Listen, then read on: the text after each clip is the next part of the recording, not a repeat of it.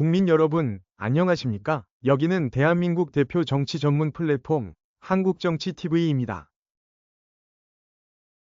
서울지방법원은 지난 3월 8일 내란 우두머리 혐의로 구속 기소돼 서울구치소에 수감돼 있던 윤석열 대통령에 대해 구속 취소 결정을 내렸습니다. 법원이 구속 기소돼 있는 피고인에게 구속 취소 결정을 내리면 검찰은 해당 피고인을 석방해야 합니다.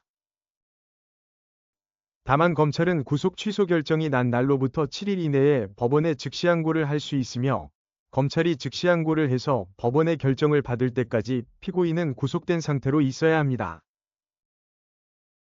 이에 따라 법원이 윤석열 대통령에 대해 구속 취소 결정을 한 뒤 검찰이 즉시항고를 할 것이냐 가 초미의 관심사로 떠올랐습니다.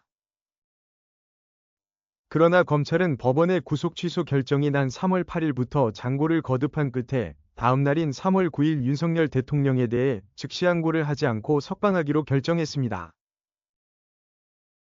그 결과 윤석열 대통령은 검찰의 석방 지휘에 따라 3월 9일 오후 5시 30분경 석방돼 서울구치소를 떠나 한남동 대통령 관저로 돌아갔습니다.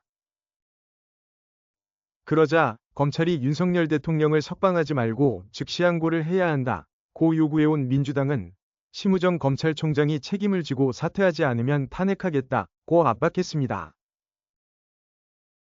이에 대해 심우정 검찰총장은 3월 10일 윤석열 대통령 석방 지휘를 한 것은 적법 절차의 원칙에 따라 소신껏 결정을 내린 것이라고 밝혔습니다.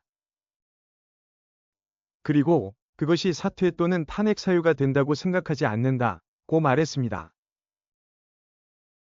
국내 언론 매체들이 보도한 내용을 종합하면 심우정 검찰총장은 이날 대검찰청 청사로 출근하면서 기자들과 만났습니다.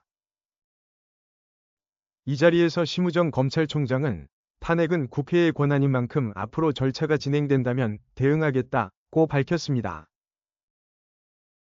심우정 검찰총장은 즉시항고를 하지 않은 이유에 대해 적법 절차와 인권 보장은 취임 이후에 계속해 강조해온 검찰의 기본적인 사명이라고 해명했습니다.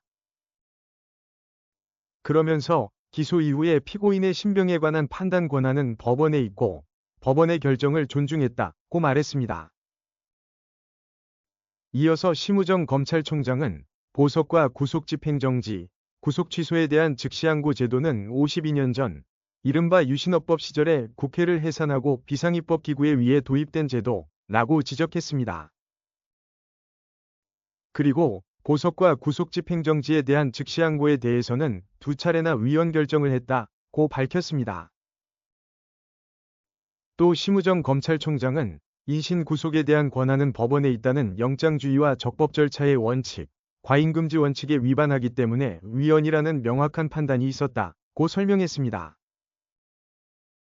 이어서 그런 위헌 결정 취지에 따라 윤석열 대통령에 대한 법원의 구속 취소 결정에 즉시항고를 하지 않았다고 말했습니다.